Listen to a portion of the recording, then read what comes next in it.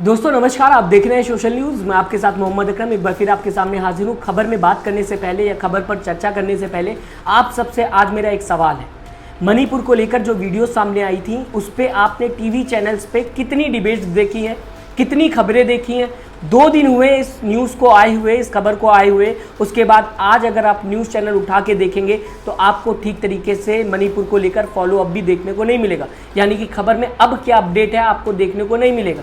सोचिए इस तरीके से मेन स्ट्रीम मीडिया काम करी, क्या सिर्फ इस वजह से क्योंकि वहाँ पर बीजेपी की सरकार है, कांग्रेस की सरकार नहीं, टीएमसी की सरकार नहीं, समाजवादी की सरकार नहीं, कोई विपक्ष दल वहाँ पर मौजूद नहीं या फिर उसका शासन नहीं है, वहाँ पर बीजेपी का शासन है। प्रधानमंत्री नरेंद्र मोदी बात तो करते हैं लेकिन सीधा सीधा कांग्रेस पर प्रहार करते हुए नजर आते हैं। आज इसी को लेकर चर्चा करेंगे। यही बात प्रियंका गांधी कहते हुए नजर आ रही थी। दरअसल मैं आपको दोस्तों बताना चाहूंगा, एमपी के अंदर चुनाव है, प्रियंका गांधी वहां पर पहुंचकर बयान देते हुए अब नजर आ रही, यानी कि एंट्री प्रियंका गांधी की एमपी चुनाव में हो चुकी है। लेकिन आपको बताना चाहूंगा, प्रियंका गांधी का जाने का मतलब बीजेपी के लिए बड़ी चुनौती है, क्योंकि प्रियंका गांधी ने कर्नाटक के अंदर कांग्रेस को एक अहम जीत दिलाई थी। प्रियंका गांधी लगातार लोगों से इंटरेक्ट करते हुए नजर आ रही थी, अपनी सरकार की बात रख रही थी कि अगर सरकार आती है तो किस तरीके से काम करेगी, और साथ ही साथ जनता को यह भी बताने की कोशिश कर रही थी कि अगर बीजेपी सरकार ने 5 साल काम किया है तो आपके लिए उस काम में क्या काम किया है। साथ ही साथ जनता को यह भी बताने की कोशिश कर रही थी कि बीजेपी आपके मुद्दों पर बात नहीं करती है, धर्म की राजनीति करती है। मुद्दों पर आओ, मुद्दों पर आओ, लगातार प्रियंका गांधी कर्नाटक के अंदर कहते हुए बीजेपी सरकार को नजर आ रही थी। बीजेपी की सबसे बड़ी गलती, प्रियंका गांधी लगातार ये बात बोल रही थी, बयान दे रही थी कि मुद्दों पर आओ, जनता के मुद्दों पर बात करो, जो कि कांग्रेस करते हुए नजर आ रही थी कि अगर उनकी सरकार आती है तो वो क्या क्या फैसिलिटीज देंगे। लेकिन बीजेपी जो थी वो लगातार जातिवाद या फिर ये कहा जाए धर्म की राजनीति करते हुए दिखाई दे रही थी। धर्म पे ही प्रधानमंत्री नरेंद्र मोदी ने भी भाषण दिया था, कई बीजेपी के नेता भाषण देते हुए नजर आ रहे थे। अब अगर एमपी की बात की जाए, प्रियंका गांधी ने यहाँ पर भी 2 तरीके से बात की है। एक तो अपने सरकार की बात करते हुए दिखाई दी कि अगर कांग्रेस की सरकार आ जाती है, बहुमत से कांग्रेस जीत जाती है एमपी के अंदर, तो क्या क्या फैसिलिटीज लोगों को मिलेंगी, इस तरीके की बातें करते हुए नजर आई। जहां पर अगर बात की जाए फ्री बस सेवा, बिजली के बिल को लेकर, साथ ही साथ किसानों को क्या क्या फायदा होगा, स्टूडेंट्स को क्या क्या फायदा होगा, इन सारी चीजों पर बात की। अब बीजेपी को भी घेरा, जहां पर वो बताते हुए नजर आई कि अग्निवीर की जो योजना थी वो कितनी फायदे में थी या फिर कितनी घाटे में थी। प्रधानमंत्री नरेंद्र मोदी पर भी प्रहार करते हुए दिखाई दी। साथ ही साथ अनएम्प्लॉयमेंट को लेकर बात की, महंगाई को लेकर बात की। और अब आपको बताना चाहूंगा, प्रधानमंत्री नरेंद्र मोदी पे जो बात की, वहां पर प्रियंका गांधी ये बताते हुए नजर आई कि प्रधानमंत्री नरेंद्र मोदी की अगर बात की जाएगी, फिलहाल उन्होंने मणिपुर में जो हिंसा हो रही थी उस पर 2 महीने तक बात नहीं की। 77 दिन प्रधानमंत्री नरेंद्र मोदी ने कुछ नहीं बोला, एक्शन तो दूर की बात है। और जब बोला, क्योंकि ये वीडियो सामने आ गई थी, लगातार ये वीडियो सोशल मीडिया पे तैरते हुए दिखाई दे रही थी, मजबूरी थी प्रधानमंत्री नरेंद्र मोदी की इस टॉपिक पर बोलने की। तो जब उन्होंने बात की तो उस पर भी वो कांग्रेस के ऊपर प्रहार करते हुए दिखाई दिए। जबकि मणिपुर में यह हादसा हुआ था, मणिपुर की ये वीडियो सामने आई थी, उस पर भी वो छत्तीसगढ़ और राजस्थान का नाम लेते हुए दिखाई दिए।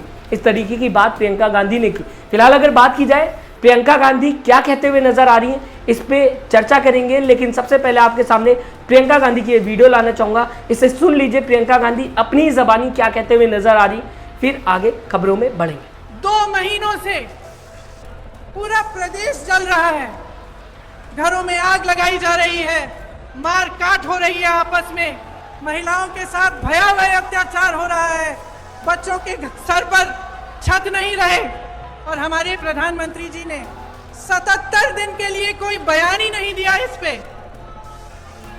वहां पे एक्शन लेना छोड़िए, एक लफ्ज नहीं कहा। कल मजबूरी में, क्योंकि एक इतना भयावह वीडियो वायरल हुआ कि वो फिर चुप नहीं रह पाए, तो मजबूरी में कल एक बयान दिया उन्होंने, एक वाक्य बोला, और उस वाक्य में भी राजनीति घोल दी। उस वाक्य में भी उन्होंने उन प्रदेशों का नाम ले लिया जिसमें विपक्ष की सरकार है। दोस्तों एमपी में चुनाव होने वाले हैं, ऐसे में आपको बताना चाहूंगा, भारत जोड़ो यात्रा जब कर्नाटक से होकर गुजरी थी तो कांग्रेस को बड़ी जीत देखने को मिली थी कर्नाटक के अंदर।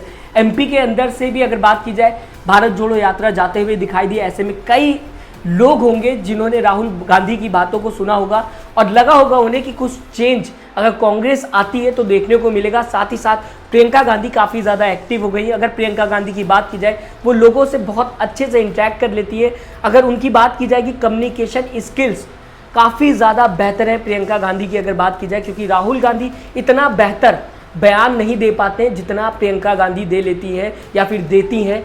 इस बात को तो हम सबको मानना पड़ेगा। और साथ ही साथ बीजेपी के लिए एक बड़ी चुनौती, जैसा कि मैंने अभी आपको बताया, अपने सरकार के काम गिनाते हुए नजर आती है और साथ ही साथ बीजेपी को भी घेर देती हैं, बताते हुए नजर आती हैं कि बीजेपी किस तरीके से काम कर रही है और हमारी सरकार आएगी तो किस तरीके का काम देखने को मिलेगा, जो कि आज भी देखने को मिला। जब प्रियंका गांधी बयान दे रही थी, अग्निवीर पे बात कर ली, महंगाई पे बात कर ली, बेरोजगारी पे बात कर ली, साथ ही साथ एमपी के अंदर बीजेपी सरकार किस तरीके से काम कर रही है इस पर भी बात की और अपने सरकार के फायदे भी गिनाते हुए नजर आई कि हमारी सरकार अगर आएगी तो इस तरीके के फायदे जनता को देखने को मिलेंगे। क्या ये काम बीजेपी कर पाएगी? और अगर नहीं करती तो आपके हिसाब से क्या बीजेपी एमपी जीत पाएगी?